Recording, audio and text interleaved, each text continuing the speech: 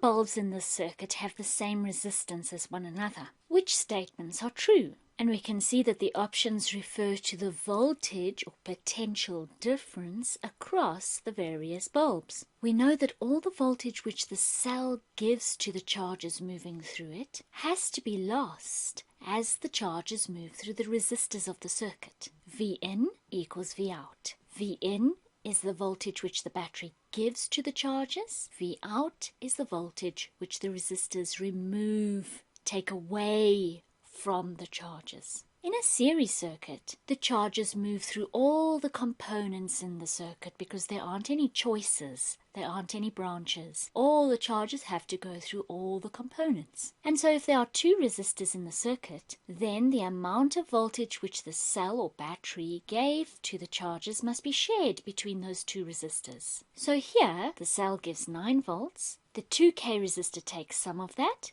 takes 6 volts, and the 1K takes all the rest, 3 volts. Parallel circuits have branches in them, so each charge does not have to go through every component in a parallel circuit. All the charges have to go through the main part of the circuit, but where the circuit branches, some charges go through one branch, other charges go through the other branch, if there are 2 branches. And then they meet again and travel through the main part of the circuit back to the negative terminal. So when you look at a parallel circuit, you've got to think of it as 2 or more series circuits that the charges can move around. So in this case, there are 2 series circuits. Charges can either go around this way or they can go around like this. On either of those paths, they have to lose all the voltage which the cell gave them. In this example, the cell gives 9 volts, so those groups of charges that go through the 2K resistor must lose all that 9 volt as they travel through that 2K resistor. And those charges that move through the 1K resistor must lose all that 9 volts as they go through the one resistor that they go through, the 1K resistor. So the voltage across both of these resistors here would be the same as that across the cells,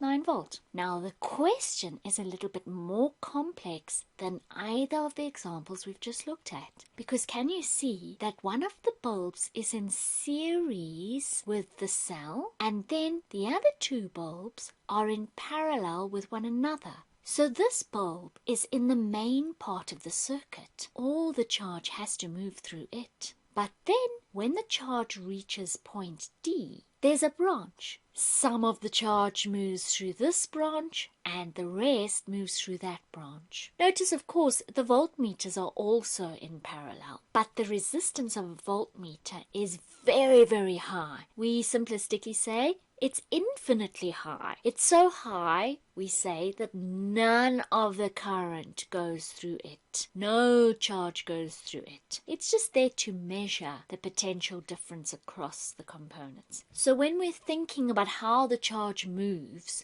we don't need to think about the voltmeter. The charges aren't going through the voltmeter. It's just a measuring instrument. So all the charge has to go through this bulb, but at this point, the charge splits. Some goes through that bulb, some goes through that bulb. Then the charge joins again and all of it goes back to the negative terminal. So to help us to understand the voltage across each of these bulbs, it helps to think of these as 2 series circuits. Some of the charges move along this route, from the positive terminal around here to the negative. As they move through the battery, they are given 24 volts. As they travel along this path, they have to lose all 24 of these volts. They will lose some of this as they go through this bulb and the rest as they go through this bulb, and then they'll return to the negative terminal with 0 volts. So from that we can see that that voltage plus that voltage has to equal 24. The voltage in, 24 volts,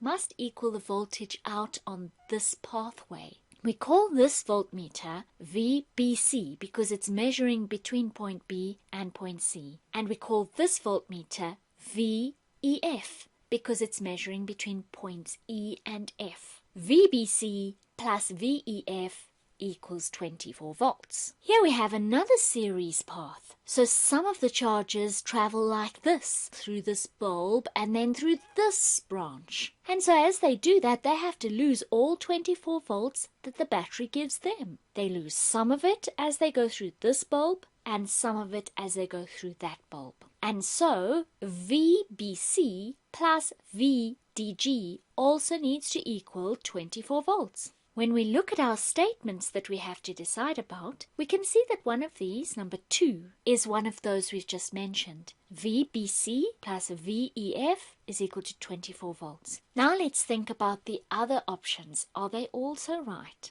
What about option 1? Does VBC plus VEF plus VDG all equal 24 volts? Remember, voltage in equals voltage out, and each of these voltmeters is busy measuring a voltage out. In other words, how much voltage that bulb is taking out of the circuit. But no charges move through all of these bulbs as they go around once in the circuit. They will not go through both that bulb and that bulb as they go once around the circuit. They will choose either that path or that path. And so when they have to lose the 24 volts, they will lose it either on the route this way or that way. There's no route that includes all the bulbs. And so therefore, this statement is false. So we've seen statement 1 is wrong. Statement 2 is right. What about statement 3? Does VBC equal VDG equal 24? We can immediately see that this cannot be right because these voltmeters are measuring the voltage loss along one series path. And so they have to add up to 24. They can't both equal 24 because the charges start with 24 volts at the positive terminal of the battery. They lose some of it as they travel through this bulb and the rest of it as they travel through that bulb. So the voltage across BC, for example, can't be 24 because then there would be nothing left for the charges to lose through the next bulb, which is impossible. So previously we saw statement 1 was wrong, statement 2 was right, and now we've seen that statement 3 is also wrong. So which option A, B, or C fits with what we've just discussed? The answer is B. Only statement 2 is correct.